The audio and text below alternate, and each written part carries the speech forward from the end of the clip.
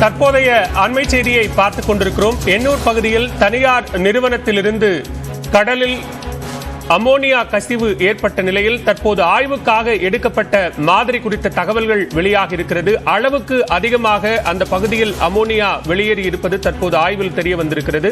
இது தொடர்பான கூடுதல் விவரங்களோடு இணைகிறார் சிறப்பு செய்தியாளர் முகிலன். தற்போது ஆய்வு முடிவுகள் சொல்லக்கூடிய தகவல்கள் என்ன? பாலா, தற்போது ஒரு பிரத்யேக தகவல் கிடைத்திருக்கிறது. அதாவது இந்த கோரமண்டல் இந்த ஆலையிலிருந்து எவ்வளவு அமோனியா கசிந்திருக்கிறது என்ற தகவல் தற்போது நமக்கு கிடைத்திருக்கிறது. அதாவது நேற்று 11:45 மணி அளவில் இந்த கசிவானது ஏற்பட்டிருக்கிறது.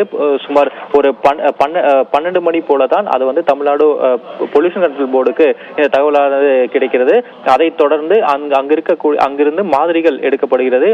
முதலில் காற்றில் அந்த அமோனியாவின் அளவு என்ன என்பது கணக்கிடப்பட்டிருக்கிறது.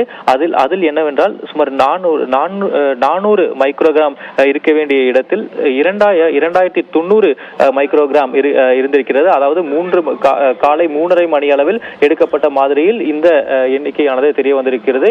அதே போல மிக முக்கியமாக கடலில் 10 மடங்கு அதிக அளவுக்கு இந்த கசிவானது ஏற்பட்டிருப்பதாக தற்போது மாசு கட்டுப்பாட்டு வாரியம் தெரிவிக்கிறது.